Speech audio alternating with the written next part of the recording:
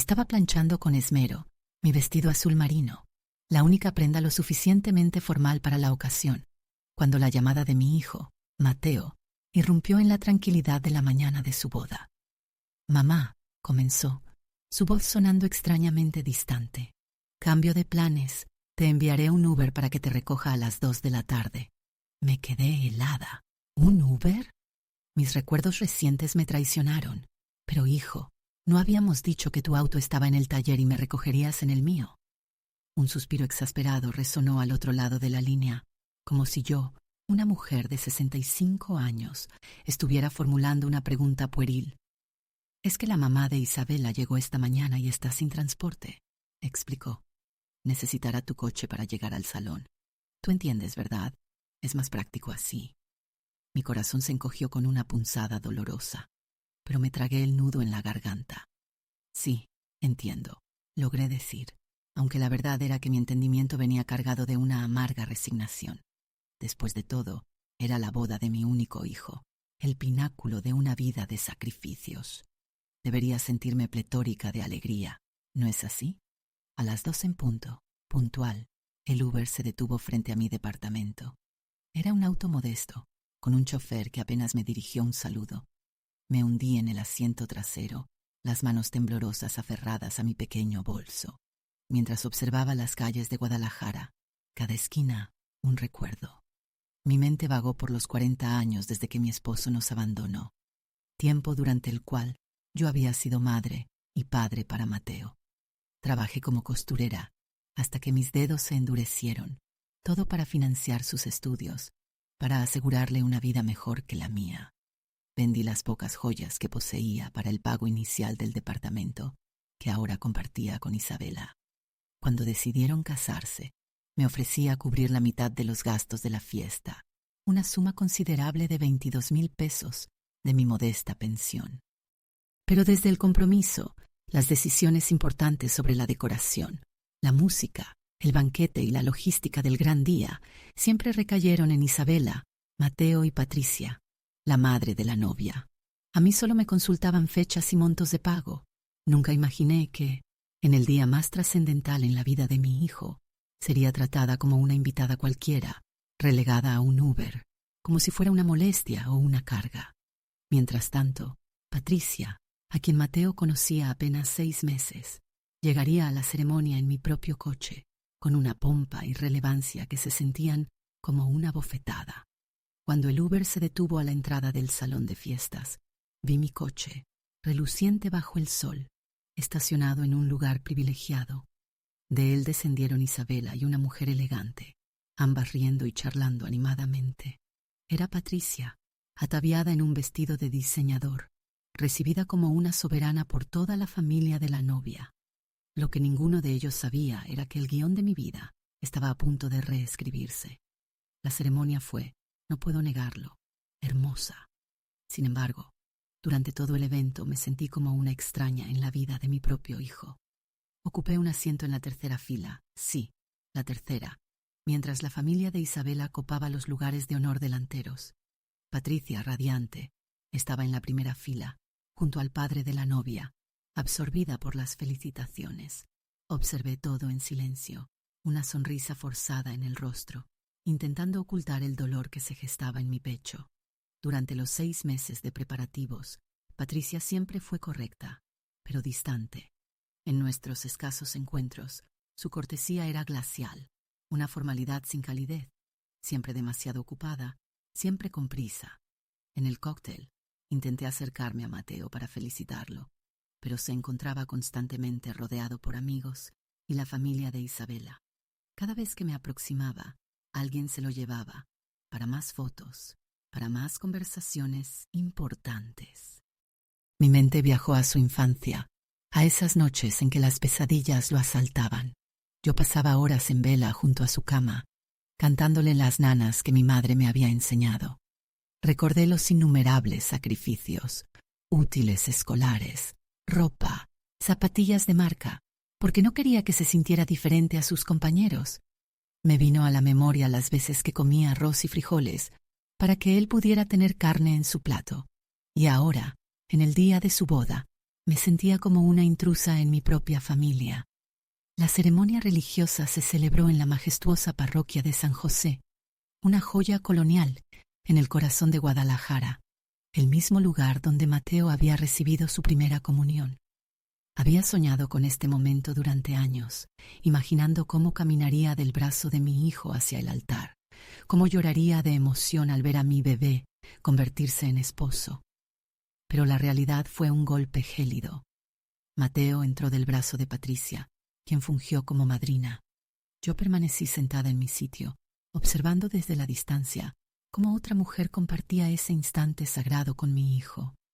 El padre Martínez, quien lo había bautizado, me dedicó una mirada compasiva durante la misa, una mirada que dolía más que cualquier afrenta, la de quien comprende que una ha sido despojada de su papel principal en la vida de su propio hijo. Durante el intercambio de anillos, Isabela le dedicó unas palabras a Patricia, agradeciéndole por haberla criado con tanto amor y por ser el ejemplo de una mujer fuerte. Mis ojos se empañaron de lágrimas al recordar las incontables veces que Mateo había llegado a casa, llorando, objeto de burla en el colegio por no tener padre, y cómo yo secaba sus lágrimas, asegurándole que no necesitábamos a nadie más, que éramos un equipo invencible. Pero en su boda, aquel equipo parecía haberse disuelto mucho tiempo atrás, y yo ni siquiera lo había notado. En la cena, me asignaron una mesa al fondo del salón, junto a algunos conocidos lejanos. Patricia, por supuesto, gozaba de la mesa de honor, al lado de los recién casados. Durante la fiesta, vi cómo ella bailaba el tradicional vals familiar con Mateo, mientras yo esperaba un turno que nunca llegó.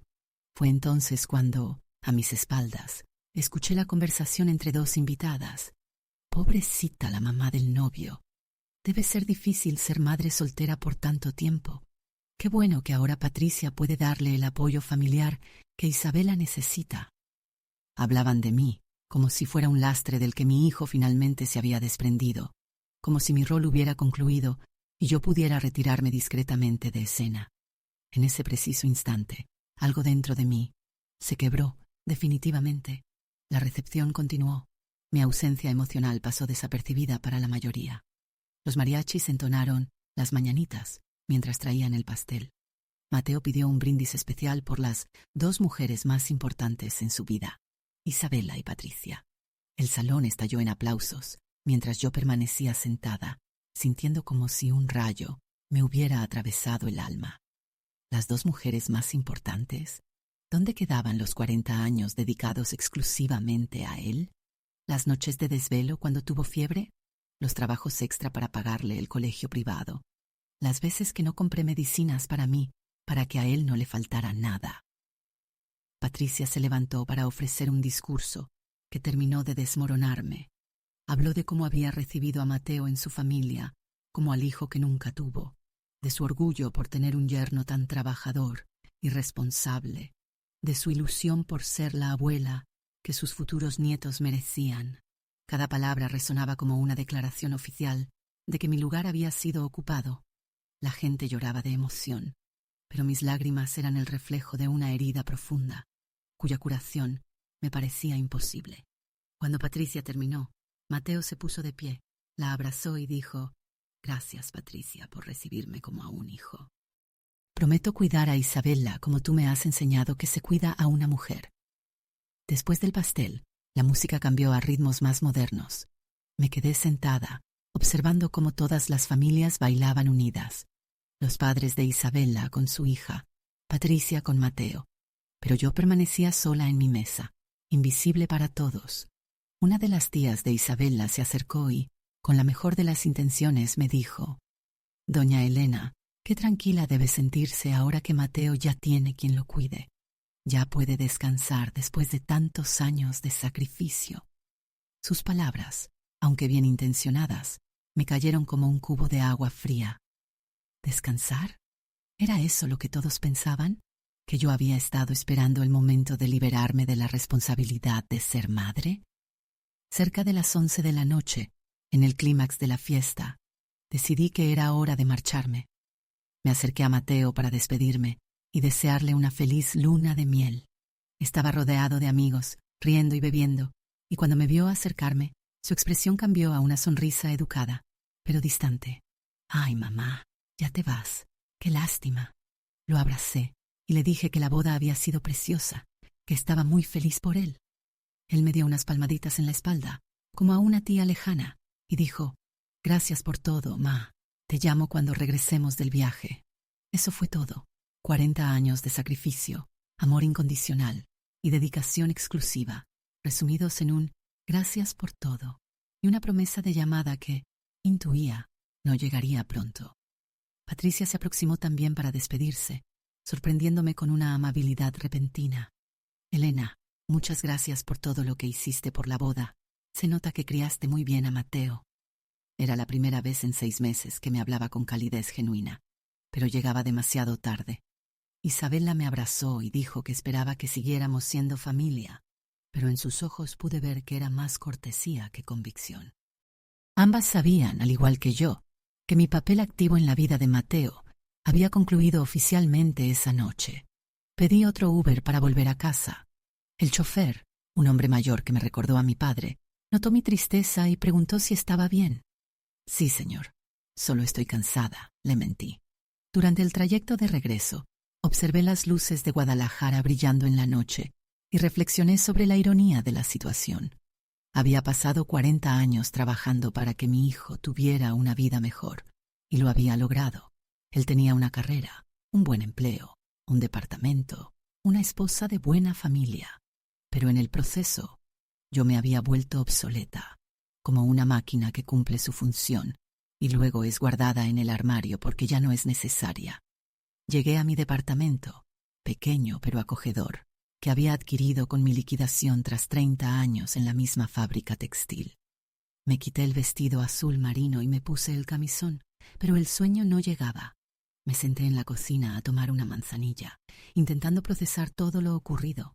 Sobre la mesa, los recibos de todos los pagos que había realizado para la boda, el salón, la comida, las flores, la música, 11,000 pesos que había aportado con alegría, creyendo que era una inversión en la felicidad de mi hijo. Ahora me daba cuenta de que había pagado por mi propia humillación. Me levanté y fui a mi habitación, donde guardaba una caja con todas las fotos de Mateo, desde que era un bebé. Las revisé una por una: su primer día de escuela, su graduación de primaria, su primera comunión, su egreso de la universidad. En todas las imágenes importantes de su vida, yo estaba ahí, sonriendo orgullosa a su lado. Pero algo terrible se hizo evidente. En los últimos 3 años, desde que conoció a Isabela, mi presencia en sus fotos se había vuelto cada vez más escasa. Primero fueron las fotos casuales, luego las familiares y finalmente las oficiales. Sin darme cuenta, había sido borrada gradualmente de su vida documentada. Esa noche, acostada en mi cama mirando al techo, tomé una decisión que lo cambiaría todo. Ya no esperaría que mi hijo me incluyera en su vida por lástima u obligación. Ya no mendigaría el afecto que, por mis sacrificios pasados, creía merecer. Si él había decidido que mi papel como madre había concluido, entonces yo también tenía derecho a decidir qué rol quería desempeñar de ahí en adelante. Tenía 65 años, gozaba de buena salud, poseía una pensión modesta pero suficiente, y por primera vez en 4 décadas no tenía que pedir permiso a nadie para tomar decisiones sobre mi propia vida. El lunes siguiente a la boda, Mateo e Isabela partirían a su luna de miel en Cancún. Tendrían 2 semanas de ausencia, tiempo suficiente para que yo pudiera ordenar mis pensamientos y tomar las decisiones necesarias. Me levanté más temprano de lo habitual, preparé un desayuno completo y me senté a confeccionar una lista de tareas. Por primera vez en meses, me sentí llena de energía y propósito. Había una extraña liberación en saber que ya no tenía que vivir esperando migajas de atención y afecto de alguien que, claramente, había decidido que ya no me necesitaba. El martes por la mañana, un día después de la partida de los recién casados, me desperté con una insólita sensación de calma. Por primera vez en meses, la vorágine de los preparativos de la boda, las citas con proveedores y las llamadas de Patricia sobre pagos habían cesado. Mateo e Isabela ya estaban en Cancún. probablemente desayunando junto a la piscina de su hotel, todo incluido, ajenos por completo a la mujer que había hecho posible semejante lujo. Preparé mi café de olla, tal como me había enseñado mi madre. Me senté en mi pequeña cocina y empecé a desenterrar recuerdos que había sepultado en lo más hondo de mi memoria. Rememoré el 5º cumpleaños de Mateo. Yo trabajaba en la fábrica textil desde las 6 de la mañana hasta las 6 de la tarde, pero aquel día pedí permiso para salir temprano. Le había prometido llevarlo a la nevería de don Rodolfo por un pastel. Al llegar a casa, lo encontré sentado en la banqueta de la entrada, aún con su uniforme de kinder, esperándome con una paciencia que me partía el alma. «Ya llegaste, mamá. Ya vamos por mi pastel». Su carita se iluminó al verme, llenándome de una felicidad que no he vuelto a sentir. Caminamos de la mano hasta la nevería, él brincando de emoción, yo calculando mentalmente si el dinero me alcanzaría para el pastel y la renta de esa quincena. Don Rodolfo nos conocía bien, era nuestro lugar habitual cuando Mateo se portaba bien en la escuela, lo que sucedía casi siempre, pues era un niño muy obediente. «¿Qué va a pedir hoy, jefe?», le preguntó a mi hijo, y Mateo pidió un pastel de chocolate individual con 5 velitas. Mientras esperábamos, me relató todo lo que había aprendido ese día en el kinder, que los peces respiran por las branquias, que las plantas necesitan agua para crecer, que su maestra se llamaba Miss Carmen y que le había dicho que era muy inteligente. Lo escuchaba con toda la atención del mundo, memorizando cada palabra, porque sabía que esos momentos eran los únicos tesoros reales que poseía en la vida. Cuando llegó el pastel, Mateo cerró los ojitos con fuerza antes de soplar las velitas. «¿Qué pediste, mi hijo?», le pregunté. Él me miró con esos ojos grandes y brillantes y me dijo: «Pedí que nunca te vayas, mamá, que siempre seamos los dos solitos». Esas palabras se me quedaron grabadas para siempre. En aquel momento pensé que era la promesa más hermosa del mundo. Nunca imaginé que, 35 años después, él sería quien se marcharía, quien me dejaría fuera de su nueva vida. Después de esa inmersión en la nostalgia, me levanté para lavar los platos del desayuno. Mientras fregaba mi taza de café, me percaté de algo que antes no había notado. Siempre lavaba 2 tazas, incluso si solo había tomado café yo.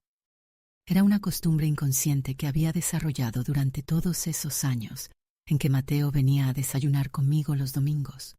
Incluso cuando él ya no me visitaba regularmente, yo seguía lavando 2 tazas, como si mi cuerpo se resistiera a aceptar que la rutina había cambiado. Esa mañana, por primera vez, lavé solo 1 taza y me dolió más de lo que esperaba. Me senté en la sala y saqué un álbum de fotos que no había abierto en meses. Allí estaba toda nuestra historia. Mateo recién nacido en mis brazos, en el Hospital General. Su primer día de escuela, aferrado a mi mano, como si le fuera la vida en ello. Su graduación de secundaria, donde yo era la única familiar presente, porque su padre había decidido que tenía asuntos más importantes. Había una foto que me encantaba. Mateo, a los 12 años, ayudándome a pintar la sala del departamento. Ambos estábamos cubiertos de pintura blanca, riéndonos a carcajadas, porque yo había intentado pintar el techo y el cepillo había caído sobre mí. Ese día habíamos decidido redecorar, porque Mateo había dicho que quería que nuestra casa fuera la más bonita del edificio. Yo había ahorrado durante 3 meses para comprar la pintura y las brochas nuevas. Trabajamos todo el fin de semana, él con una paciencia y una dedicación que me llenaban de orgullo. Cuando terminamos, nos sentamos en el suelo recién aspirado, comiendo tortas de jamón que había comprado para celebrar. Y él me dijo: «Mamá, cuando sea grande y tenga mi casa, la voy a pintar igual que esta para acordarme de ti». Esa promesa también se la llevó el viento. Más adelante en el álbum estaba la foto de su graduación de preparatoria. Yo había trabajado turnos dobles durante meses para poder comprarle un traje nuevo y pagarle la fiesta de graduación. En la foto, él lucía muy apuesto con su toga y birrete, y yo estaba a su lado con un vestido verde, el único elegante que poseía. Recuerdo que esa noche, después de la ceremonia, fuimos a cenar a un restaurante que yo consideraba muy distinguido, aunque ahora me doy cuenta de que era apenas una fonda mejorada. Él pidió carne asada y yo solo sopa, porque no me alcanzaba para 2 platillos completos. Pero le dije que no tenía hambre. Durante la cena, me contó sus planes universitarios. Quería estudiar administración de empresas, porque había oído que los administradores ganaban buen dinero. Mamá, cuando termine la carrera te voy a comprar una casa con jardín y ya no vas a tener que trabajar tanto, te lo prometo. Le creí cada palabra, porque era mi hijo, porque lo había criado para ser un hombre de palabra, porque pensaba que el amor incondicional siempre es correspondido. Esa noche, al llegar a casa, él se durmió abrazándome en el sillón mientras veíamos una película en la televisión. Fue la última vez que se durmió en mis brazos. La universidad llegó con nuevos gastos y nuevos sacrificios. Yo había conseguido un trabajo de medio tiempo los fines de semana, limpiando oficinas para costear sus libros y pasajes. Mateo estudiaba de lunes a viernes y trabajaba los sábados en una tienda de deportes para ayudarse con los gastos personales. Los domingos eran nuestro día sagrado. Él llegaba temprano a desayunar, me contaba sobre sus clases, sus maestros, los amigos que estaba haciendo. Yo le preparaba su comida favorita, mole con pollo, y escuchaba cada una de sus historias como si fueran lo más importante del mundo. Fue durante el 3er semestre cuando comenzó a cambiar. Llegaba más tarde los domingos, a veces con prisa, porque había quedado con compañeros de la escuela para hacer tareas. Sus historias ya no se limitaban a las clases, sino que giraban en torno a fiestas, a chicas, a lugares donde yo no encajaba. Un domingo me dijo que quizás no podría venir el siguiente porque tenía una reunión familiar de un amigo. Pero mijo, los domingos son nuestros, le dije. Él me miró con una sonrisa condescendiente que no le había visto antes y me espetó. Ay, mamá, ya no soy un niño. Tengo que hacer vida social también. Esa fue la primera grieta, pequeña, casi imperceptible, pero el comienzo del fin de nuestros domingos sagrados. Empezó a faltar 1 de cada 3 domingos, luego 1 de cada 2, hasta que sus visitas se volvieron esporádicas y siempre apresuradas. Yo seguía preparando mole los domingos, por si acaso llegaba, y cuando no venía, me lo comía sola durante toda la semana. Era la comida más triste del mundo. Mole para una persona en una mesa, donde siempre habían sido 2. Durante su último año de universidad conoció a Isabela. La primera vez que me habló de ella fue un domingo en que sí vino, pero se mostró diferente, nervioso, como si tuviera algo importante que decir. Mamá, hay una chica que me gusta mucho. Se llama Isabela y estudia psicología. Es muy inteligente, muy bonita y creo que es especial. La forma en que me lo dijo, con esa sonrisa tímida que no le había visto desde que era adolescente, me llenó de ternura. ¿Y cuándo la voy a conocer, mijo?, le pregunté. Él se puso nervioso y dijo, pronto, mamá, cuando sea el momento adecuado. El momento adecuado tardó 6 meses en llegar. Cuando finalmente me la presentó, comprendí por qué había esperado tanto. Isabela provenía de una familia de clase media alta, con padres profesionistas, casa propia en un barrio distinguido y una forma de hablar que dejaba muy claro que no estaba acostumbrada a departamentos pequeños como el mío. Fue educada, pero distante. Hacía preguntas corteses, pero sin un interés real en las respuestas. Durante la comida, noté cómo miraba discretamente a su alrededor, catalogando cada mueble, cada detalle que la hacía sentirse incómoda. Mateo se comportaba diferente cuando estaba con ella. Usaba palabras que yo no le había escuchado antes. Hablaba de cosas que yo no entendía. Se reía de chistes que no me parecían graciosos. Era como si se hubiera puesto una máscara para impresionarla, y en el proceso había ocultado al hijo que yo conocía. Cuando se fueron esa tarde me quedé sentada en la sala con una extraña sensación en el estómago. Por primera vez en la vida, había sentido que mi propio hijo se avergonzaba de mí. Los meses siguientes confirmaron mis temores. Sus visitas se espaciaron aún más, y cuando venía, siempre lo hacía solo. Isabela está muy ocupada con la tesis, me decía. Tiene planes familiares. Pero yo sabía la verdad. Él había decidido que era mejor mantener separados sus 2 mundos, el mundo de Isabela donde él era un joven profesionista exitoso, con un futuro prometedor, y el mío, donde era el hijo de una costurera que vivía en un departamento pequeño y que representaba todo lo que él quería dejar atrás. Una tarde, cuando ya llevaban año y medio de novios, Mateo llegó con noticias. «Mamá, Isabela y yo nos vamos a casar». Lo dijo con una sonrisa enorme, esperando que yo saltara de alegría. Y lo hice, porque era lo que se esperaba de mí, porque era mi hijo, y su felicidad era lo más importante.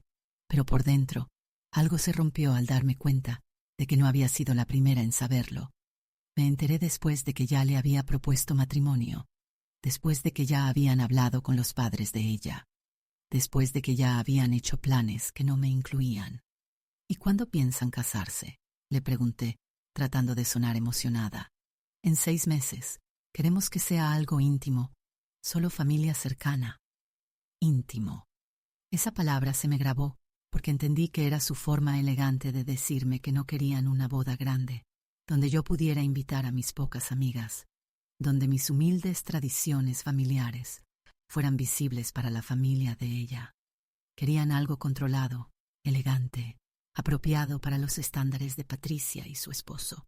Durante los preparativos de la boda, me convertí en una especie de consultora financiera invisible.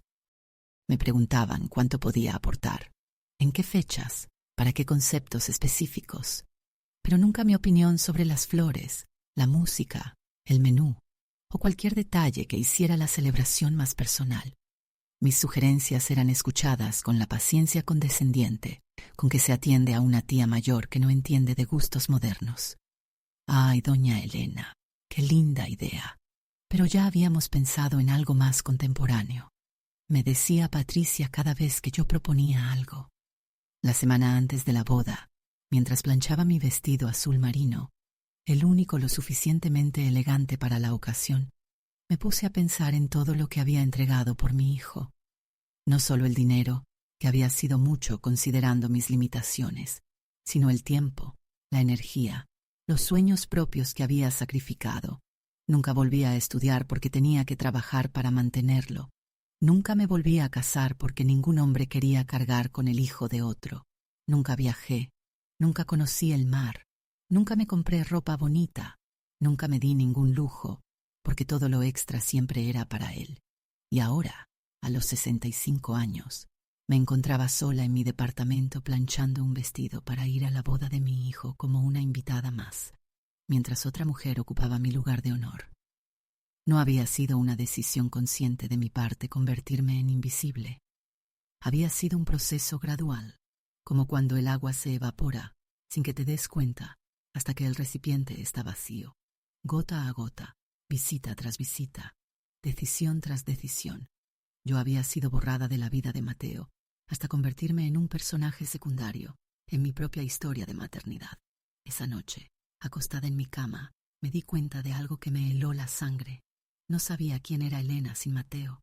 Durante 40 años había sido la mamá de Mateo, la señora que trabaja para mantener a su hijo, la mujer que se sacrifica por su familia. Pero ¿quién era yo como persona individual? ¿Qué me gustaba hacer cuando nadie me necesitaba? ¿Cuáles eran mis sueños cuando no tenía que usar toda mi energía en hacer realidad los sueños de otro? Me levanté y me paré frente al espejo del baño. Vi a una mujer de 65 años con el cabello canoso, siempre recogido en un chongo porque era más práctico, con manos callosas por 40 años de trabajo, con ojos cansados, pero aún llenos de vida. «¿Quién eres tú, Elena?», me pregunté en voz alta. «¿Qué quieres para el resto de tu vida?». Por primera vez en décadas, no tuve una respuesta inmediata. Había estado tan ocupada siendo la madre perfecta que había olvidado ser una mujer completa. El viernes, 2 días antes de la boda, Mateo vino a dejarme unos papeles que necesitaba firmar para el salón. Estaba nervioso, emocionado, hablando sin parar sobre la luna de miel, sobre los planes que tenían Isabela y él para el futuro. «Cuando regresemos del viaje, Isabela quiere empezar a buscar casa, algo más grande, en un barrio mejor. Ya es tiempo de dar el siguiente paso». Le pregunté si seguirían viviendo en Guadalajara y me dijo que sí, que habían visto algunas casas en Zapopan, cerca de donde vivían los padres de Isabela. ¿Y yo qué? ¿Cómo te voy a ver si vives tan lejos? Le pregunté con toda la inocencia del mundo. Él se quedó callado un momento, como si no hubiera considerado esa posibilidad. Ay, mamá, pues nos vamos a seguir viendo igual, solo que ahora ya no voy a poder venir tan seguido, porque voy a tener más responsabilidades, pero siempre vas a ser mi mamá. Esas palabras sonaron a despedida, como cuando le dices a un niño que su mascota se fue a vivir a una granja, donde será muy feliz, sabiendo que nunca la volverá a ver. Esa noche llamé a mi hermana Mariana, que vive en Tijuana. Hacía meses que no hablábamos porque las llamadas de larga distancia eran caras y yo siempre tenía gastos más urgentes. Le conté todo lo que había pasado, desde los preparativos de la boda hasta la conversación de esa tarde. Ella me escuchó sin interrumpirme y cuando terminé me dijo algo que me quedó resonando. Elena, tú te olvidaste de vivir tu propia vida. Te quedaste tan ocupada siendo la mamá perfecta que nunca aprendiste a ser Elena a secas. Sus palabras me dolieron porque eran verdad. Mariana había tomado decisiones diferentes. Se había vuelto a casar después de su divorcio. Había viajado. Había estudiado computación a los 50 años. Había construido una vida propia que no dependía completamente de sus hijos. No es tarde para empezar, me dijo. Tienes 65 años, buena salud y una pensión. La mitad de las mujeres de tu edad están en tu misma situación. La diferencia es que algunas deciden quedarse llorando lo que perdieron y otras deciden construir algo nuevo con lo que les queda. El sábado por la mañana, el día antes de la boda, desperté con una claridad extraña. Me bañé con calma, me vestí con mi ropa más cómoda y salí a caminar por el barrio donde había vivido los últimos 20 años. Saludé a don Miguel, el señor del puesto de periódicos, que siempre me preguntaba por Mateo. Le dije que se casaba al día siguiente y él me felicitó con genuina alegría. Qué orgullo ha de sentir doña Elena, un hijo profesionista que se casa por la iglesia. Eso no cualquiera lo logra. Seguí caminando hasta llegar al parque donde llevaba a Mateo cuando era niño. Me senté en la misma banca donde solía observarlo jugar en los columpios, recordando cómo corría hacia mí cada 5 minutos para contarme algún descubrimiento. Una hormiga cargando una migaja, un perro que se parecía al de la caricatura que veíamos en la televisión, una nube con forma de elefante. En ese entonces, yo era el centro de su universo, la persona más importante, la que tenía todas las respuestas. Ahora, sentada en la misma banca 20 años después, me di cuenta de que había llegado el momento de soltar, no porque no lo amara, sino porque el amor verdadero a veces significa dar la libertad completa, incluso cuando esa libertad no te incluye. Mateo había crecido, había formado su propia familia, había elegido su propio camino. Mi trabajo como madre había terminado y había sido exitoso. Él era un hombre independiente, trabajador, capaz de tomar sus propias decisiones. El problema era que yo no había aprendido a ser exitosa en nada más. Pero eso estaba a punto de cambiar, porque si Mateo me había enseñado algo durante todos esos años, era que las personas pueden reinventarse, pueden estudiar cosas nuevas, pueden cambiar de dirección cuando la vida las lleva por caminos inesperados. Y si él podía hacerlo a los 28 años, yo podía hacerlo a los 65. La diferencia era que él tenía una madre que lo apoyaba incondicionalmente.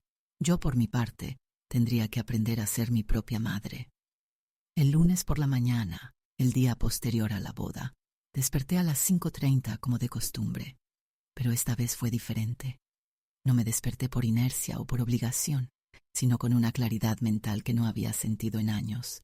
Me quedé acostada unos minutos, escuchando los primeros ruidos de la ciudad que despertaba, y tomé la decisión más importante de mi vida. Ya no sería la Elena que esperaba migajas de afecto, sería la Elena que decidía lo que merecía y lo que ya no estaba dispuesta a tolerar. Me levanté, me bañé con calma y me vestí con mi mejor ropa de calle. Después me dirigí a mi escritorio, un mueble pequeño que había comprado a plazos 10 años atrás, donde guardaba todos mis documentos importantes. saqué la carpeta azul donde tenía todos los papeles relacionados con la boda. Contratos, recibos, comprobantes de transferencias, estados de cuenta. Durante 6 meses había organizado meticulosamente cada pago, cada gasto, cada compromiso financiero que había adquirido para hacer realidad el sueño de mi hijo. El primer documento que revisé fue el contrato con el Salón Jardines del Valle. Había firmado un acuerdo muy específico, pagar la mitad del costo total de la recepción en 3 exhibiciones antes de la boda y la otra mitad en 2 pagos después del evento. Don Fernando, el dueño, había sido muy claro sobre los términos. Doña Elena, entiendo que es mucho dinero de una sola vez, por eso le ofrezco esta facilidad de pago, pero recuerde que el compromiso es firme. Los últimos 11,000 pesos deben estar liquidados a más tardar 15 días después de la boda. Yo ya había pagado los primeros 11,000 pesos religiosamente. Cada quincena, desde que firmamos el contrato, yo separaba una parte de mi pensión para cumplir con mi compromiso. Había dejado de comprar carne para comerla solo 2 veces por semana, en lugar de 3. Había cancelado mi suscripción de cable para ahorrar esos 200 pesos mensuales. Había dejado de ir al médico particular para usar solo el servicio público del IMSS. Todo para que Mateo tuviera la boda que Isabela y Patricia habían soñado. Pero esa mañana, sentada en mi escritorio con los documentos extendidos frente a mí, me di cuenta de algo fundamental. En ninguna parte del contrato decía que yo tenía la obligación de soportar humillaciones para cumplir con los pagos. No había cláusula alguna que dijera: la señora Elena Hernández se compromete a pagar esta cantidad a cambio de ser tratada como ciudadana de segunda clase en el evento de su propio hijo.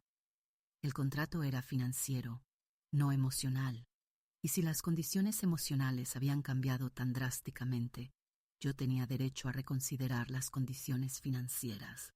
Tomé el teléfono y marqué el número del Salón Jardines del Valle. Eran las 8 de la mañana y sabía que don Fernando llegaba temprano porque era un hombre de trabajo. Buenos días, habla Elena Hernández, la mamá del novio de la boda del sábado pasado. La voz de don Fernando se escuchó amable y familiar. Doña Elena, ¿qué tal? Espero que haya disfrutado mucho la celebración. Todo salió muy hermoso, si me permite decirlo. Respiré profundo antes de continuar. Don Fernando, le llamo porque necesito hablar con usted sobre el pago pendiente. Por supuesto, doña Elena. Quedamos en que me liquidaría los 11,000 pesos restantes esta semana, ¿verdad? No hay ninguna prisa, pero me gustaría confirmar la fecha exacta para mis registros. Su tono era profesional, pero cordial, como el de alguien acostumbrado a tratar con familias que a veces se atrasan en los pagos después de las bodas. Don Fernando, me temo que ha habido un cambio en mi situación. No voy a poder completar el pago. El silencio al otro lado de la línea duró varios segundos. Perdón, doña Elena. ¿Podría repetirme eso? Creo que no escuché bien. Su voz ahora tenía un toque de preocupación. Lo que escuchó es correcto, don Fernando. He decidido que no voy a pagar la segunda mitad. Otro silencio. Más largo. Doña Elena, disculpe, pero no entiendo. ¿Ha tenido algún problema económico? ¿Algo inesperado? Porque si es eso, podemos buscar una solución. Hacer un plan de pagos más extendido. No, don Fernando, no es un problema económico. Es un problema de principios. Le expliqué con calma todo lo que había pasado. El Uber, mientras Patricia usaba mi carro, la mesa al fondo del salón, el trato como invitada de segunda categoría en la boda de mi propio hijo. Yo pagué la primera mitad creyendo que sería tratada como la mamá del novio, con el respeto y la dignidad que eso merecía. Pero en lugar de eso, fui tratada como una benefactora incómoda a la que había que mantener en segundo plano. Don Fernando escuchó toda mi explicación sin interrumpirme. Cuando terminé, suspiró profundamente. Doña Elena, entiendo perfectamente su situación. En mis 30 años en este negocio, he visto cosas que le partirían el corazón. Familias que se pelean por dinero, hijos que maltratan a sus padres, suegras que humillan a sus nueras. Pero usted tiene que entender que yo también tengo compromisos que cumplir. Los proveedores, los empleados, Los gastos ya fueron hechos. Lo entiendo, don Fernando, y de verdad me da mucha pena ponerlo en esta situación. Pero también espero que usted entienda la mía. Yo no estoy faltando a mi palabra por capricho o por maldad. Estoy defendiendo mi dignidad después de 40 años de sacrificios. Don Fernando se quedó pensativo por un momento antes de responder. ¿Sabe qué, doña Elena? Su hijo va a tener que responder por esta deuda. El contrato principal está a nombre de él como novio. Yo voy a tener que contactarlo directamente. Está en su derecho, don Fernando. Ellos son adultos casados ahora. Es tiempo de que asuman sus propias responsabilidades. Colgué el teléfono sintiéndome extrañamente tranquila. Había cruzado un punto de no retorno y en lugar de angustiarme, me sentía liberada. Por primera vez en décadas, había puesto mis propios sentimientos por encima de las necesidades de otros. La siguiente llamada fue a mi banco.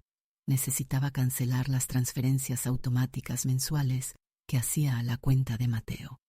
Durante 3 años, desde que se graduó de la universidad, yo le había estado transfiriendo 500 pesos cada quincena para ayudarlo con los gastos del departamento. Era dinero que yo separaba religiosamente de mi pensión, aun cuando eso significara comer menos carne o comprar ropa más barata. Buenos días, necesito cancelar una transferencia programada, le dije a la ejecutiva del banco cuando finalmente me atendieron. Por supuesto, señora Hernández. ¿Cuál es el número de cuenta de destino? Le di los datos y ella revisó en su sistema. Veo que tiene programadas transferencias por 500 pesos cada 15 días hacia esa cuenta. ¿Está segura de que quiere cancelarlas? Completamente segura. Perfecto. Las transferencias quedan canceladas a partir de este momento. ¿Hay algo más en lo que pueda ayudarla? Sí. También necesito cancelar un servicio de tarjeta adicional. Mateo tenía una tarjeta adicional de mi cuenta desde hacía 5 años, originalmente para emergencias, pero en los últimos meses había notado cargos pequeños, pero frecuentes. Comidas en restaurantes, gasolina, compras en el supermercado. Nada exagerado, pero sí constante. Era como si hubiera asumido que mi dinero era una extensión natural de su dinero. La tarjeta adicional también queda cancelada, señora Hernández. ¿Desea que le enviemos una notificación al portador de la tarjeta? No es necesario. Él se dará cuenta cuando trate de usarla. Después del banco, fui a visitar a la licenciada Patricia Morales, una abogada que me había recomendado mi vecina, doña Carmen. Su oficina estaba en el centro, en un edificio antiguo, pero bien mantenido. La licenciada era una mujer de unos 50 años, con una presencia seria, pero amable.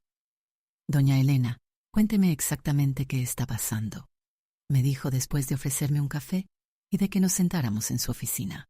Le conté toda la historia desde el principio, los 40 años de sacrificios, la boda, el trato humillante, las decisiones que había tomado esa mañana. Ella tomaba notas ocasionalmente y me hacía preguntas específicas sobre fechas, montos, contratos. Cuando terminé, se recargó en su silla y me miró con una expresión que era mezcla de admiración y preocupación. Doña Elena, legalmente usted está en todo su derecho de hacer lo que ha hecho. Las transferencias voluntarias pueden cancelarse en cualquier momento y el contrato del salón establece claramente que la obligación es compartida con su hijo. Lo que me preocupa, continuó, es que usted debe estar preparada para las consecuencias emocionales y familiares de estas decisiones. Su hijo va a estar muy molesto cuando se entere. Probablemente va a tratar de hacerla sentir culpable. Tal vez van a decir que usted está exagerando o que se está comportando de manera irracional. Sus palabras me tranquilizaron porque confirmaban que lo que estaba haciendo no era una locura temporal, sino una decisión racional y justificada. Licenciada, durante 40 años yo he vivido preocupándome por los sentimientos de mi hijo. He sacrificado mi comodidad, mi dinero, mis oportunidades, todo para que él estuviera feliz. Y en la boda, el día más importante de su vida, él no se preocupó ni un segundo por mis sentimientos. ¿Por qué tengo que seguir siendo yo la única que se sacrifica? La licenciada asintió con comprensión. Tiene toda la razón, doña Elena. Solo quiero que esté preparada para lo que viene. Salí de la oficina de la licenciada sintiéndome más segura que nunca. No estaba loca, no estaba siendo irracional, no estaba exagerando. Estaba simplemente defendiendo mi dignidad. Después de años de darla por sentado, caminé por el centro de Guadalajara, observando a la gente ir y venir con sus propias preocupaciones y sus propias vidas. Me detuve frente a una agencia de viajes que tenía fotografías de playas hermosas en el escaparate. Por primera vez en mi vida, me permití imaginar qué se sentiría estar en un lugar así, sin tener que preocuparme por nadie más que por mí misma. Entré a la agencia más por curiosidad que por intención real de comprar algo. La chica del mostrador, una joven amable de unos 25 años, me recibió con una sonrisa. «Buenas tardes. ¿En qué puedo ayudarla?» «Solo estaba viendo», le dije tímidamente. «¿Hay algún destino en particular que le interese?» Me señaló las fotos del escaparate. «Tenemos muy buenas promociones para Puerto Vallarta y Mazatlán. Son destinos perfectos para personas que quieren relajarse y disfrutar». Me gustó que no dijera personas de su edad, aunque era obvio que eso había estado a punto de decir. «¿Cuánto costaría algo así?», le pregunté, sorprendiéndome a mí misma por hacer una pregunta tan concreta. «Bueno, depende de la temporada y el tipo de hotel, pero tenemos paquetes desde 3,000 pesos por 3 días y 2 noches, incluyendo transporte y hospedaje». 3,000 pesos era exactamente lo que yo gastaba en un mes comprando la comida especial que le gustaba a Mateo cuando venía los domingos. «¿Puedo quedarme con algunos folletos?», le pregunté. «Por supuesto, y si gusta, déjeme sus datos y le puedo avisar cuando tengamos promociones especiales». Le di mi nombre y teléfono, sintiendo como si estuviera haciendo algo prohibido, pero emocionante. Salí de la agencia con una bolsa llena de folletos coloridos, llenos de promesas de libertad y aventura. Esa tarde, sentada en mi cocina con una taza de té y los folletos extendidos sobre la mesa, hice algo que no había hecho en años: planear algo solo para mí. No era solo sobre el viaje, era sobre la idea de que mi tiempo, mi dinero y mis decisiones me pertenecían, que podía levantarme un día y decidir ir a ver el mar sin pedirle permiso a nadie, sin tener que justificar el gasto, sin tener que preocuparme por si alguien más me iba a necesitar. Por la noche llamé a mi hermana Mariana para contarle lo que había hecho durante el día. Ella se quedó callada cuando le expliqué sobre el contrato del salón, las transferencias canceladas, la visita a la abogada. «Elena», me dijo finalmente, «estoy orgullosa de ti. No sabes cuánto tiempo he estado esperando a que tomaras una decisión así». Sus palabras me llenaron de una calidez que no había sentido en mucho tiempo. «¿Crees que estoy haciendo lo correcto?», le pregunté, porque una parte de mí todavía necesitaba la validación. «Elena, yo creo que deberías haber hecho esto hace años. Mateo es un hombre adulto, con trabajo, con esposa. Es tiempo de que aprenda a vivir sin el subsidio emocional y económico de su mamá. Y es tiempo de que tú aprendas a vivir para ti misma». Esa noche me dormí más tranquila de lo que había estado en meses. El martes por la mañana, desperté con energía renovada. Tenía más trabajo que hacer. Revisé todos mis gastos mensuales y me di cuenta de algo sorprendente. Sin las transferencias a Mateo y sin los gastos extras que hacía para sus visitas dominicales, mi pensión me alcanzaba mucho mejor de lo que pensaba. Tenía incluso un pequeño margen para ahorros o para darme algunos gustos que llevaba años negándome. Fui al supermercado y por primera vez en años compré solo lo que a mí me gustaba comer. Elegí fruta cara, pero rica. Compré un pescado bueno para la cena. Me permití comprar ese yogur griego que siempre veía, pero que nunca compraba porque era más caro que el normal. En la sección de revistas compré una revista de viajes que tenía un artículo sobre mujeres que empezaban aventuras nuevas después de los 60. Cada compra pequeña se sentía como un acto de rebeldía silenciosa. Esa tarde reorganicé mi departamento. Guardé todas las fotos de Mateo en una caja, no porque quisiera borrarlo de mi vida, sino porque necesitaba espacio visual para empezar a imaginar quién era Elena, sin ser definida únicamente como la mamá de Mateo. Moví los muebles para crear un rincón de lectura junto a la ventana. Saqué libros que había comprado años atrás, pero que nunca había tenido tiempo de leer, porque siempre había algo más urgente relacionado con las necesidades de mi hijo. El miércoles recibí la primera llamada de don Fernando. Doña Elena, he estado tratando de contactar a su hijo, pero no me contesta. ¿Podría darme un número alterno o decirme cuándo regresa de su luna de miel? Le expliqué que regresarían el domingo siguiente y le di el número del trabajo de Mateo. Don Fernando, quiero que sepa que esto no es personal contra usted. Usted hizo un trabajo excelente y la boda estuvo hermosa. Esto es entre mi hijo y yo. Lo entiendo, doña Elena, pero usted comprenderá que yo también tengo una empresa que mantener. Voy a tener que tomar medidas legales si no recibo el pago cuando su hijo regrese. Está en todo su derecho, don Fernando, y Mateo es un hombre responsable. Estoy segura de que van a llegar a un arreglo.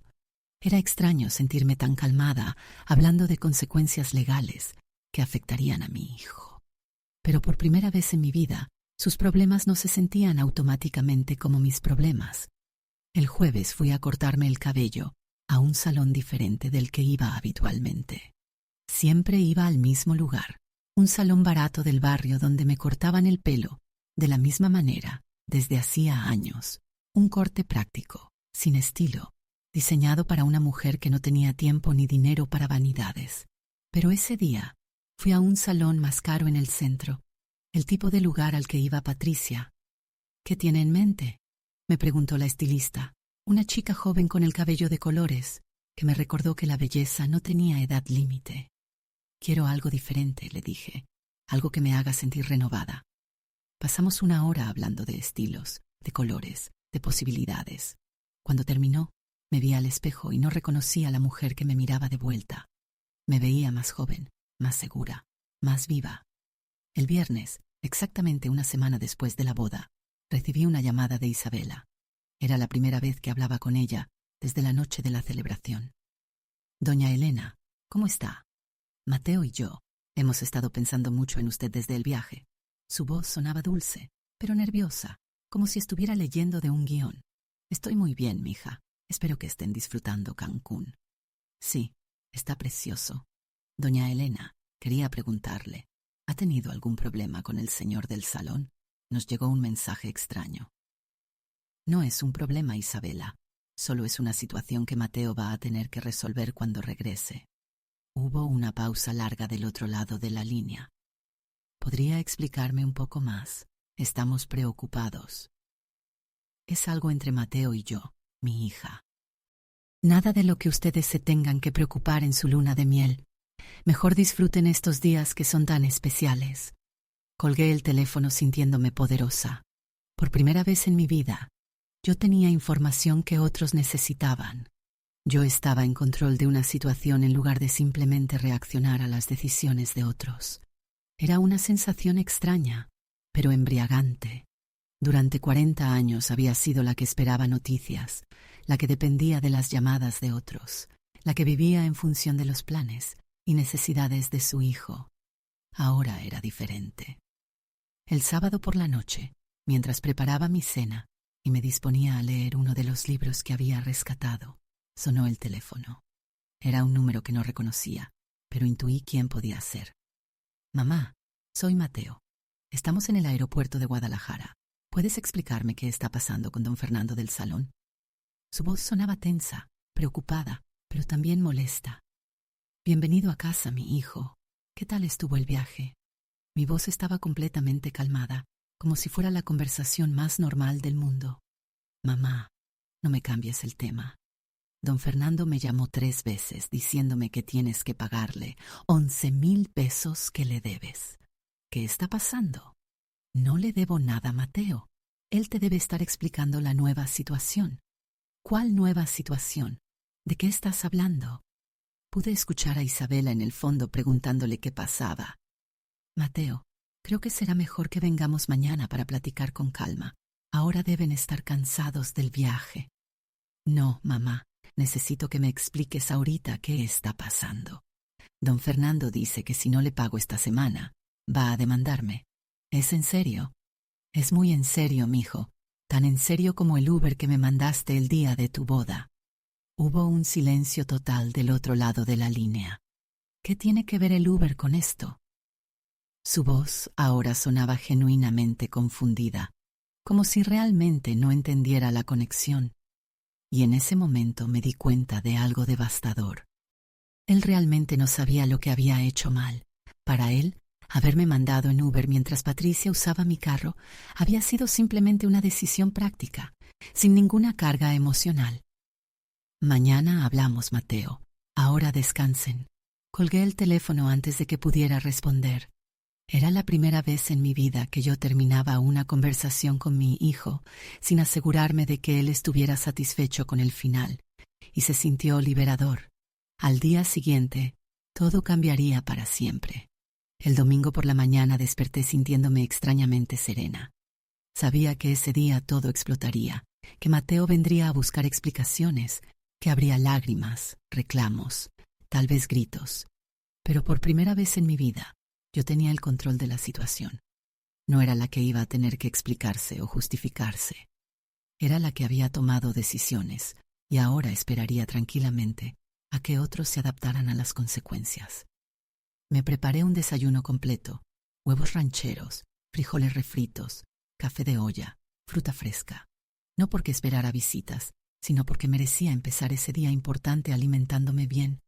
Mientras comía, escuché música en la radio, algo que no había hecho en años, porque siempre tenía la televisión encendida esperando las noticias que le gustaban a Mateo cuando venía de visita. Era música de Marco Antonio Solís, canciones románticas que me recordaron que alguna vez había sido una mujer joven con sueños que no tenían nada que ver con ser madre. A las 10 de la mañana sonó el timbre. Sabía que era Mateo porque tocaba de una manera específica.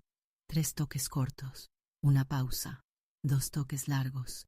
Era un código que habíamos inventado cuando él era adolescente, para que yo supiera que era él y no tuviera miedo de abrir la puerta. Ese código, que una vez había sido símbolo de nuestra complicidad, ahora se sentía como el anuncio de una confrontación inevitable. Abrí la puerta y ahí estaba mi hijo, pero se veía diferente.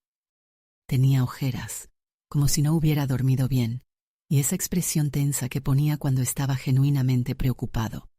Detrás de él estaba Isabela, nerviosa, aferrando su bolso como si fuera un escudo. «Buenos días», les dije con la misma cortesía que le habría mostrado a cualquier visita. «Pasen, por favor». «Mamá, necesitamos hablar urgentemente», me dijo Mateo sin siquiera saludarme propiamente. «¿Qué está pasando contigo? ¿Por qué le dijiste a don Fernando que no le vas a pagar? ¿Sabes el problema en el que me estás metiendo?»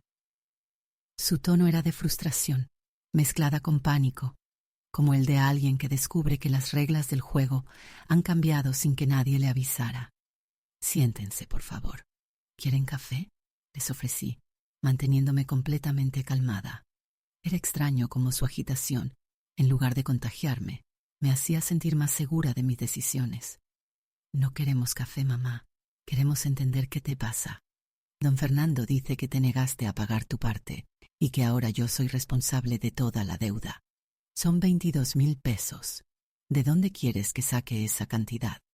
Me senté en mi silla favorita, la que estaba junto a la ventana, y los miré con la paciencia de alguien que finalmente tiene toda la verdad de su lado. «Mateo, durante 40 años yo he pagado todo lo que prometí pagar, y mucho más. Esta vez decidí que el trato no se cumplió de mi parte porque el trato no se cumplió de la tuya». Isabela me miraba sin entender, como si yo estuviera hablando en otro idioma. «¿Cuál trato? ¿De qué estás hablando?» La confusión en la voz de Mateo era genuina, y eso me dolió más que si hubiera estado mintiendo deliberadamente. Significaba que realmente no había considerado mis sentimientos como parte de la ecuación. Para él, yo era simplemente una fuente de recursos que no requería cuidados emocionales especiales. El trato era que yo pagaría la mitad de tu boda a cambio de ser tratada como la mamá del novio, con respeto, con dignidad, con el lugar de honor que me correspondía después de 40 años de sacrificios. Mi voz seguía calmada, pero cada palabra estaba cargada de décadas de dolor contenido. En lugar de eso, me mandaste en Uber, mientras mi propio carro llevaba a Patricia. Me sentaste en la tercera fila mientras la familia de Isabela ocupaba los primeros lugares. Me pusiste en una mesa al fondo del salón, mientras Patricia tenía mesa de honor. Mateo se quedó callado por un momento, procesando lo que le estaba diciendo.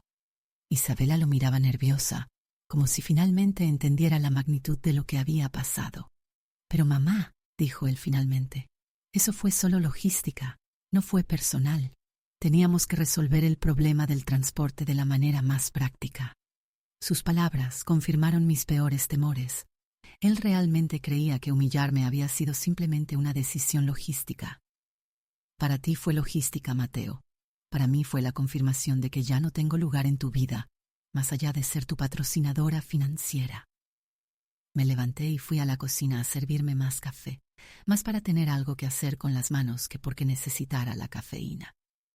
Durante 6 meses de preparativos, ustedes me consultaron sobre dinero y fechas de pago, pero nunca sobre nada que hiciera la boda más personal o significativa para nuestra familia.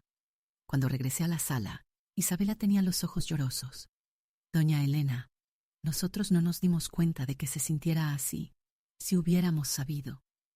Su voz se quebró un poco y pude ver que su arrepentimiento era sincero, pero también me di cuenta de que ella, al igual que Mateo, había asumido automáticamente que mis sentimientos no requerían consideración especial. Isabela, mi hija, tú no tienes la culpa. Tú hiciste lo que era natural, priorizaste a tu familia, te aseguraste de que tu mamá tuviera el lugar de honor, te enfocaste en hacer felices a las personas que eran importantes para ti en tu día especial. El problema es que mi propio hijo no hizo lo mismo conmigo. Mateo se veía genuinamente devastado, pero yo ya había pasado la etapa donde su dolor me movía a consolarlo automáticamente. Mamá, si me hubieras dicho que te sentías mal, habríamos cambiado las cosas. Nunca fue nuestra intención lastimarte. Su voz ahora tenía ese tono de niño arrepentido que solía desarmarme completamente cuando era pequeño, pero esta vez, en lugar de ablandarse, mi corazón se endureció un poco más. Mateo, no debería haber tenido que decirte cómo tratar a tu madre con respeto. Eso es algo que debería salir naturalmente después de todo lo que hemos vivido juntos. Le conté entonces sobre las transferencias canceladas, sobre la tarjeta adicional que ya no funcionaría, sobre todos los subsidios silenciosos que había estado dándole durante años, sin que él se diera cuenta siquiera. Con cada revelación, su cara se ponía más pálida. 500 pesos cada quincena durante 3 años. Mamá, yo pensé que eso era. No sabía que te estaba costando tanto. Claro que no sabías, mi hijo, porque nunca preguntaste, porque asumiste que mi dinero era una extensión natural de tu dinero, que mis recursos estaban automáticamente disponibles para tus necesidades. Isabela ahora lloraba abiertamente, y Mateo se veía como si hubiera recibido un golpe físico. ¿Sabes qué es lo más triste de todo esto? Que durante 40 años yo me sacrifiqué con gusto porque pensaba que estaba construyendo una relación especial contigo. Pero en tu boda me di cuenta de que para ti yo soy solo la empleada doméstica de tu vida. Esas palabras fueron como una bofetada. Mateo se levantó bruscamente de la silla con los ojos llenos de lágrimas. Eso no es cierto. Tú eres mi mamá. Eres la persona más importante en mi vida. Pero su voz sonaba hueca, como si él mismo dudara de lo que estaba diciendo. Si soy tan importante, ¿por qué Patricia bailó contigo la danza de honor y yo no? ¿Por qué ella dio el discurso sobre ser la nueva abuela de tus hijos y yo no tuve oportunidad de hablar? ¿Por qué cuando hablas del futuro mencionas la casa nueva cerca de los padres de Isabela, pero nunca mencionas cómo me vas a incluir en esa nueva vida? El silencio que siguió fue devastador. Pude ver en sus ojos que él sabía que yo tenía razón, que realmente no había considerado mi lugar en su futuro, más allá de ser la abuela, que cuidaría nietos gratis, y la benefactora, que ayudaría económicamente cuando fuera necesario. Isabela fue la primera en hablar. Doña Elena, ¿qué podemos hacer para arreglar esto? ¿Cómo podemos demostrarle que sí la queremos en nuestras vidas? Su pregunta era sincera, pero llegaba demasiado tarde. Isabela, el daño ya está hecho. No se trata de demostrar nada ahora. Se trata de que ustedes me mostraron en el día más importante de la vida de Mateo exactamente qué lugar ocupo en sus prioridades, y ese lugar no es compatible con seguir financiando su vida. Me dirigí a Mateo. Mi hijo, tú tienes trabajo, tienes esposa, tienes un departamento. Eres un hombre adulto y exitoso. Es hora de que vivas como tal. Pero mamá, ¿y si necesitamos ayuda? ¿Y si hay una emergencia? La pregunta reveló todo. Él había planificado su vida adulta, asumiendo que yo seguiría siendo su red de seguridad económica indefinidamente. Mateo, las emergencias se resuelven con seguros, con ahorros, con préstamos bancarios, como hace cualquier adulto responsable. Ya no se resuelven llamando a mamá. Isabela intentó mediar. Doña Elena, entiendo que esté dolida, pero ¿no cree que está siendo un poco drástica? Quiero decir, cortar todo contacto económico de un día para otro. Su tono era suave, pero tenía un dejo de manipulación, como si tratara de hacerme sentir culpable por defender mis propios límites. Isabela, no estoy cortando el contacto. Estoy poniendo límites saludables. Mateo puede visitarme cuando quiera. Pueden invitarme a sus eventos familiares. Podemos mantener una relación normal entre madre e hijo, pero ya no una relación donde yo soy su subsidio silencioso. Mateo finalmente explotó. Pero es que no entiendo cómo puedes ser tan fría. Después de todo lo que hemos pasado juntos, yo te amo, mamá. Sus palabras resonaron en el departamento, pero ya no tenían el poder de desarmarme como antes. Mateo, durante 40 años yo también te amé. Te amé cuando trabajé turnos dobles para pagarte la escuela privada. Te amé cuando vendí mis joyas para darte el enganche de tu departamento. Te amé cuando comí arroz con frijoles para que tú pudieras comer carne. Pero el amor no puede ser solo de una dirección. ¿Y cuándo te he faltado al respeto? Su pregunta era defensiva, desesperada. Nunca me gritaste, nunca fuiste grosero conmigo. No, mi hijo, nunca fuiste grosero, pero me volviste invisible. Me trataste como un mueble que siempre iba a estar ahí cuando lo necesitaras, pero que no requería mantenimiento emocional. Y en tu boda, esa invisibilidad se volvió oficial. Isabela se levantó y se acercó a mí. Doña Elena, por favor, denos una oportunidad de remediar esto. Podemos hacer una cena familiar. Podemos incluirla en nuestros planes futuros. Podemos. Isabela, yo ya no quiero ser incluida por lástima o por culpa. Durante 40 años esperé que mi hijo me incluyera por amor. Si eso no pasó naturalmente, no va a pasar ahora de manera forzada. Mateo se sentó pesadamente en el sillón, con la cabeza entre las manos. No sé qué decir, mamá. Siento que todo lo que diga va a estar mal. Por primera vez, desde que llegaron, su vulnerabilidad me movió un poco, pero ya no lo suficiente para cambiar mi decisión. No tienes que decir nada, mi hijo, y solo tienes que entender que las acciones tienen consecuencias y que ya no puedes asumir que mis recursos y mi tiempo están automáticamente disponibles para tus necesidades. Isabela preguntó lo que los dos estaban pensando. ¿Y qué va a pasar con nosotros, con la relación familiar? Su pregunta era práctica, pero también vulnerable. Va a pasar lo que ustedes decidan que pase. Si quieren una relación genuina conmigo, donde me traten como persona y no solo como benefactora, estoy abierta a eso. Pero si lo que buscan es regresar al sistema anterior donde yo doy y ustedes reciben, entonces mejor dejemos las cosas como están. Mateo levantó la cabeza y me miró con una expresión que no le había visto desde que era niño, completamente perdido. ¿El dinero del salón realmente me vas a dejar con esa deuda? Su pregunta confirmó lo que yo había sospechado. Hasta ese momento, una parte de él había esperado que todo fuera un berrinche temporal y que al final yo cedería como siempre. Mateo, durante 3 años tú has estado recibiendo 1,000 pesos mensuales de mi pensión, sin preguntarte si yo tenía suficiente para mis propios gastos. Durante 6 meses, yo ahorré 11,000 pesos para la boda, comprando menos comida y cancelando servicios que necesitaba. Si yo pude hacer esos sacrificios para cumplir mi parte del trato, tú puedes encontrar la manera de conseguir 11,000 pesos para cumplir la tuya. Pero mamá, tú sabes que nosotros no tenemos esos ahorros. Entonces pidan un préstamo, vendan algo. Pídanle ayuda a Patricia. Busquen un trabajo extra. Hagan lo que hace cualquier pareja joven cuando tiene gastos imprevistos, pero ya no me conviertan automáticamente en su plan de rescate financiero.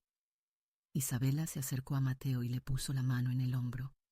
Pude ver en sus ojos que ella entendía mejor que él lo que estaba pasando.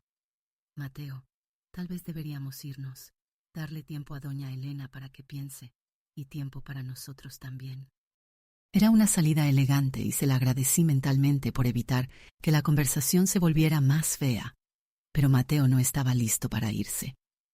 ¿Y si te digo que tienes razón? ¿Y si reconozco que me equivoqué y te pido perdón? ¿Cambiaría algo? Su pregunta tenía una desesperación genuina que me partió un poco el corazón, pero también tenía una manipulación inconsciente. Él creía que las palabras correctas podían borrar años de trato incorrecto. Mateo, el perdón es diferente a restablecer las condiciones anteriores. Yo puedo perdonarte por haberme lastimado, pero eso no significa que voy a volver a ponerme en posición de ser lastimada de la misma manera. Mi respuesta lo dejó callado por un largo momento. Finalmente se levantó y caminó hacia la puerta. Vamos, Isabela, creo que mamá ya tomó su decisión. Su tono tenía una frialdad que no le había escuchado nunca dirigida hacia mí. Era el tono de alguien que se siente traicionado, que no entiende por qué las reglas del juego habían cambiado sin su consentimiento. Mateo, le dije antes de que saliera, mi puerta siempre va a estar abierta para ti, pero va a ser una puerta de doble dirección, ya no solo de entrada para tomar, sino también de salida para dar. Se fueron sin despedirse propiamente. Isabela me miró una última vez con una expresión que era mezcla de respeto y tristeza, como si finalmente entendiera algo sobre la maternidad que no había considerado antes. Cuando cerré la puerta detrás de ellos, me quedé parada en el pasillo por varios minutos, procesando lo que acababa de pasar. No me sentía victoriosa, pero tampoco derrotada. Me sentía libre. Por primera vez en 40 años había puesto mis propias necesidades emocionales al mismo nivel que las necesidades de mi hijo. No había sido cruel ni vengativa, pero sí había sido firme. Había establecido límites que debería haber establecido años atrás. Esa noche, mientras cenaba sola en mi cocina, recibí un mensaje de texto de Mateo. Mamá, siento mucho haberte lastimado. No era mi intención. Te amo y quiero arreglar esto. Era el tipo de mensaje que antes me habría hecho llamarlo inmediatamente para decirle que todo estaba bien, que lo perdonaba, que podíamos volver a como era antes, pero esta vez solo respondí, yo también te amo, mi hijo. Cuando estés listo para una relación de adultos, aquí voy a estar. No hubo respuesta esa noche, ni la siguiente, ni la semana siguiente, y por primera vez en mi vida, el silencio de mi hijo no me desesperó, porque finalmente había aprendido que el amor verdadero a veces requiere soltar, requiere permitir que las personas enfrenten las consecuencias de sus decisiones, requiere ser fuerte cuando el instinto maternal grita por ceder. 3 semanas después de la confrontación, mientras regaba mis plantas en la terraza de mi departamento, vi mi reflejo en la ventana. Era el de una mujer que había recuperado su dignidad, que había aprendido a valorarse a sí misma, que había descubierto que podía ser feliz sin ser constantemente necesitada. Era el reflejo de Elena Hernández, no solo de la mamá de Mateo, y por primera vez en décadas me gustó lo que vi. 6 meses después de la boda, me encuentro sentada en la terraza de una pequeña casa que alquilo, a solo 5 cuadras del lago de Chapala. Todas las mañanas me despierta el sonido de los pescadores alistando sus lanchas y el canto de los cenzontles que anidan en el árbol de bugambilia de mi jardín. Es una vida sencilla, pero es completamente mía. Por primera vez en décadas, nadie necesita nada de mí. Nadie me trata como una carga. Nadie me aparta en los momentos importantes. Mi rutina es tranquila. Me levanto temprano, cuido las plantas que sembré en mi pequeño huerto. Escribo cartas a mi hermana Mariana, quien ahora me visita cada 2 meses. Por las tardes, me siento aquí, en la terraza, a observar el ir y venir del pueblo y los atardeceres dorados sobre el agua. Mudarse a Chapala no había sido una decisión impulsiva. Después de la confrontación con Mateo, pasé un mes reflexionando sobre lo que quería hacer con el resto de mi vida. Un día, mientras hojeaba los folletos de viajes que había guardado, vi un anuncio sobre casas en renta en pueblos cercanos a Guadalajara. Viva la tranquilidad que merece, decía el anuncio, y esas palabras resonaron profundamente en mí. Llamé al número y una semana después me dirigía a Chapala en un autobús, con una maleta pequeña y el corazón lleno de esperanza. La casa que encontré era perfecta para una persona sola. 2 recámaras pequeñas, una cocina con vista al jardín, una sala acogedora y esta terraza donde ahora paso la mayor parte de mis tardes. El pueblo es tranquilo, pero no aburrido. Hay un mercado los miércoles y sábados donde compro verduras frescas y flores para la casa. Hay una pequeña biblioteca donde me hice socia y descubrí mi amor por las novelas románticas que nunca había tenido tiempo de leer. Hay una iglesia antigua donde asisto los domingos, no solo por fe, sino porque me gusta la sensación de comunidad silenciosa que se crea cuando la gente se reúne sin necesidad de palabras. Lo que más me agrada de vivir aquí es la elegante invisibilidad que tengo. Nadie me conoce como la mamá de Mateo o como la señora que trabajó 40 años para mantener a su hijo. Aquí soy simplemente Elena, la señora que alquila la casa azul cerca del lago, que compra flores los sábados, que saluda amablemente, pero que mantiene su privacidad. Es liberador ser un misterio benévolo para otros, en lugar de un libro abierto que todos creen tener derecho a leer. Durante estos meses he desarrollado pequeñas rutinas que me brindan estructura sin ser abrumadoras.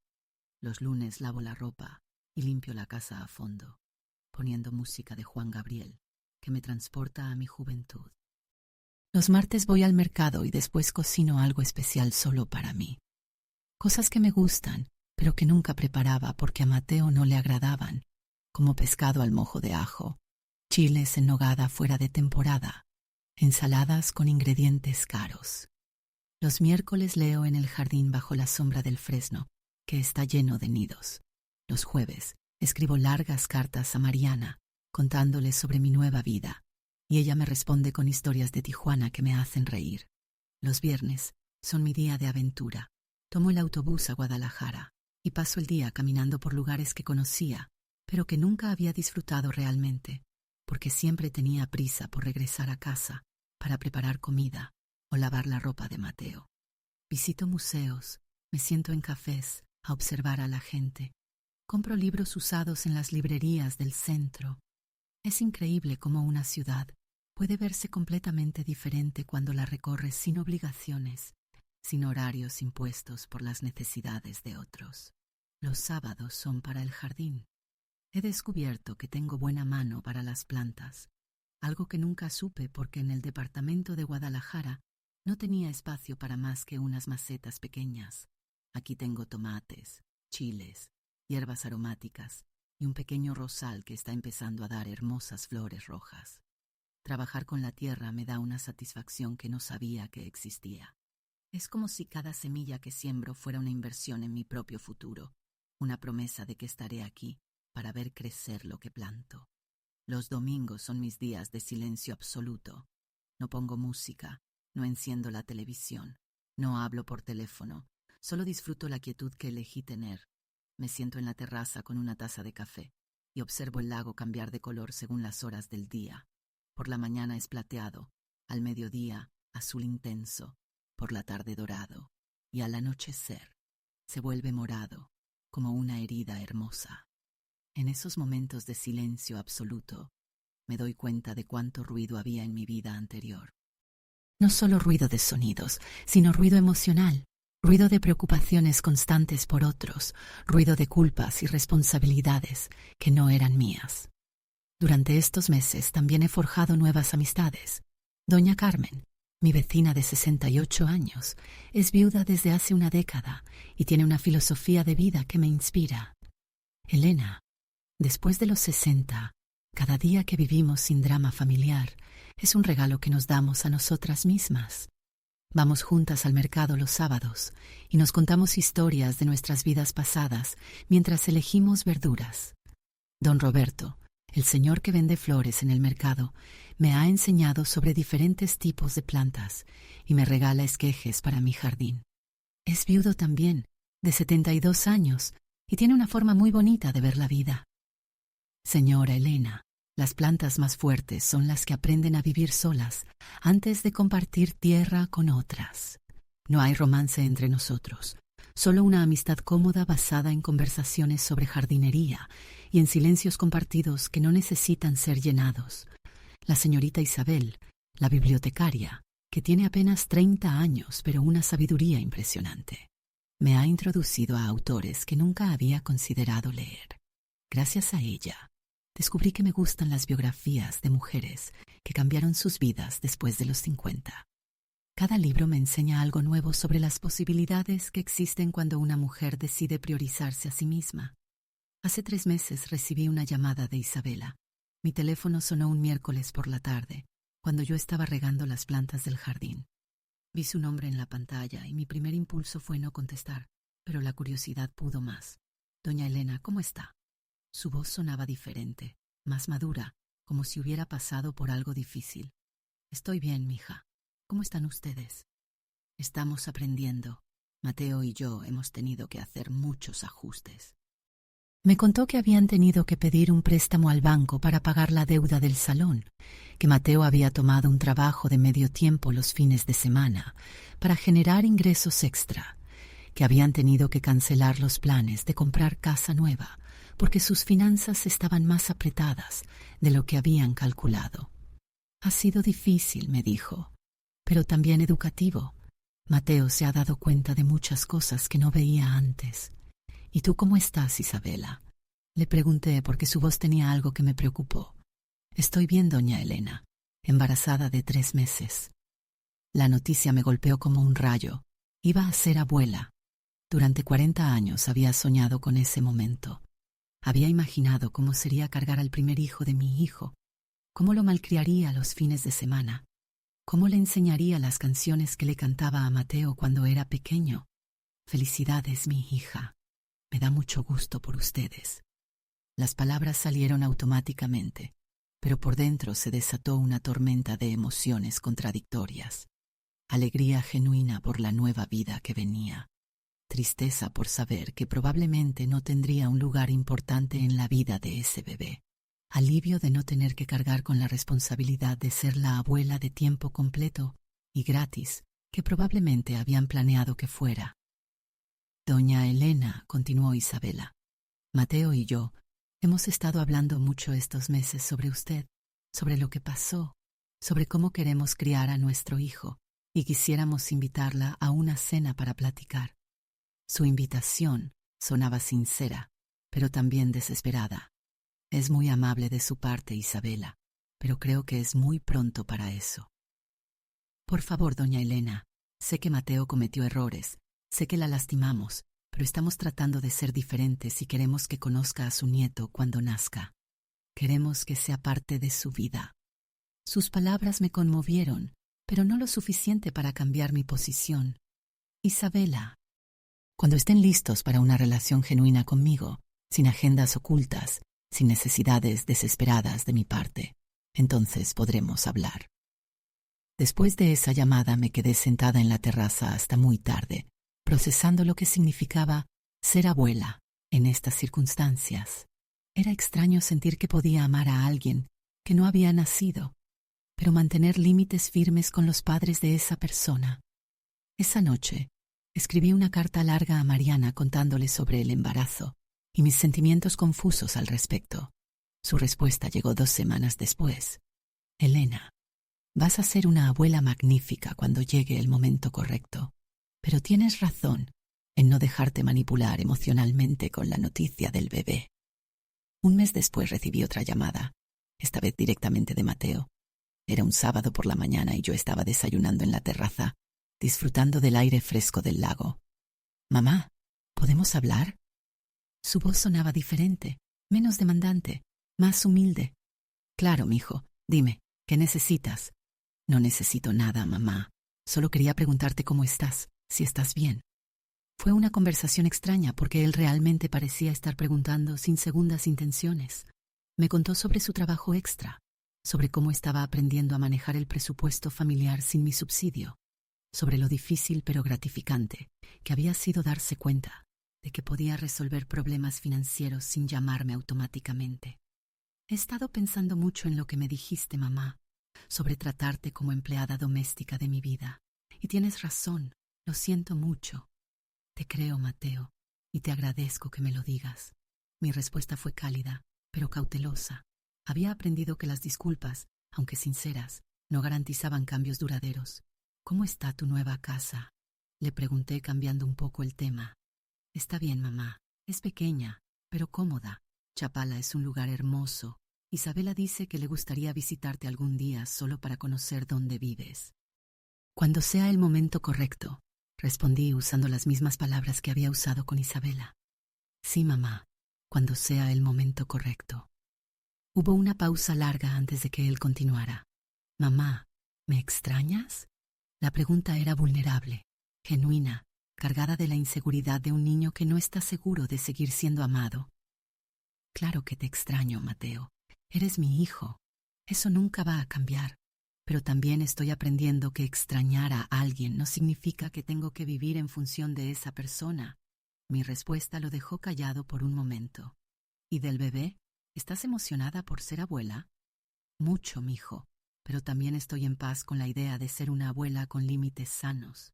Esa conversación marcó un cambio sutil, pero importante. Mateo empezó a llamarme una vez por semana, siempre preguntando cómo estaba sin pedir nada a cambio. Me contaba sobre el embarazo de Isabela, sobre sus trabajos, sobre las cosas que estaba aprendiendo, sobre ser adulto, sin red de seguridad financiera familiar. Yo le contaba sobre mi vida en Chapala, sobre mis plantas, sobre los libros que estaba leyendo. Eran conversaciones reales entre dos adultos, no entre una madre proveedora y un hijo necesitado. Hace un mes, mientras leía en el jardín, llegó un sobre de Guadalajara. No tenía remitente, pero reconocí la letra de Mateo inmediatamente. Adentro había una foto de ultrasonido y una nota corta. Mamá, es niña. Se va a llamar Sofía Milagros como tú. Esperamos que cuando esté lista para conocerte puedas enseñarle a ser tan fuerte como su abuela. La nota no pedía nada, no prometía nada, solo compartía información y expresaba un deseo. Esa foto del ultrasonido está ahora en mi refrigerador, junto a las cartas de Mariana y las fotos de mis plantas. Cada vez que la veo siento una mezcla extraña de emoción y tranquilidad. Emoción por la nueva vida que viene, por la posibilidad de ser parte de la vida de mi nieta, por la oportunidad de quebrar los patrones disfuncionales que se repitieron entre Mateo y yo. Tranquilidad, porque sé que esta vez será diferente.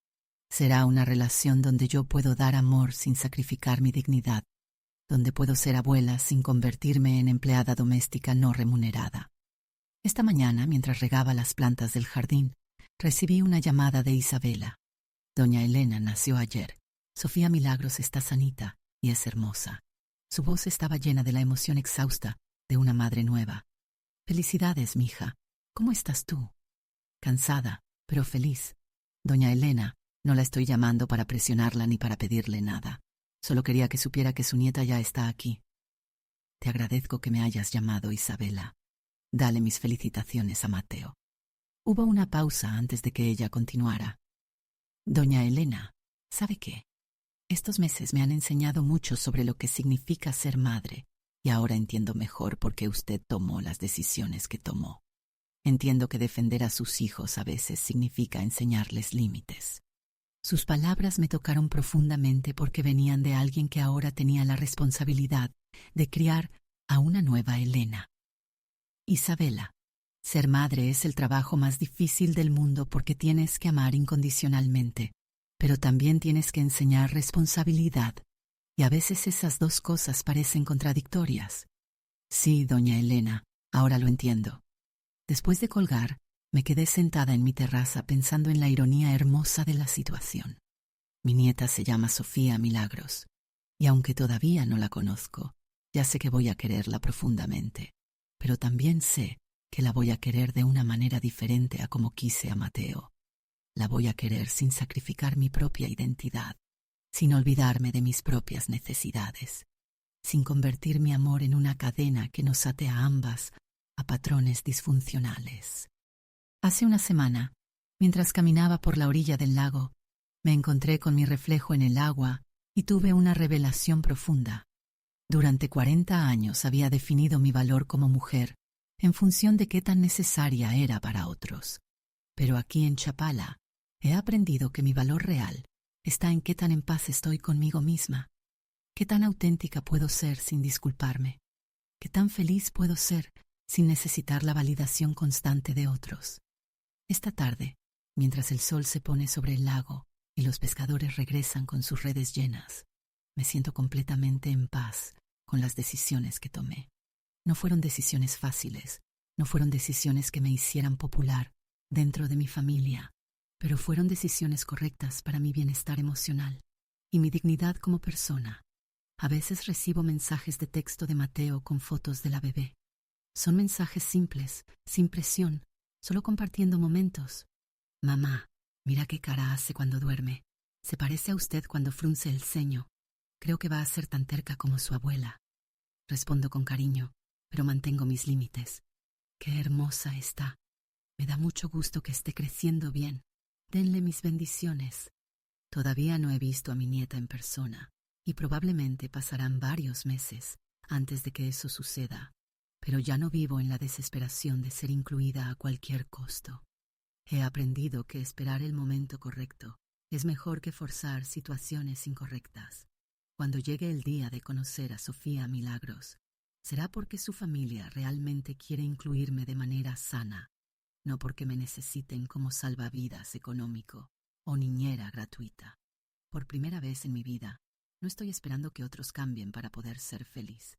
Soy feliz con la vida que he construido para mí sola, con las decisiones que he tomado, con la mujer en la que me he convertido. Si Mateo e Isabela deciden incluirme genuinamente en sus vidas, será un regalo hermoso. Si no, seguiré siendo feliz con la vida que tengo. Mientras escribo estas líneas sentada en mi terraza, con el lago brillando bajo las estrellas, me doy cuenta de que finalmente entiendo algo fundamental. El amor verdadero no es sacrificarse hasta desaparecer por otros. El amor verdadero es mantenerse completa y auténtica mientras amas. Es establecer límites sanos. Es enseñar con el ejemplo que cada persona tiene derecho a su propia dignidad. A los 65 años, Elena Hernández finalmente aprendió a vivir para sí misma sin culpa, a amar sin desaparecer, a ser madre sin dejar de ser mujer, y descubrió que el silencio que decidió mantener no era vacío. Estaba lleno de paz, de posibilidades, de una felicidad que no dependía de nadie más que de ella misma.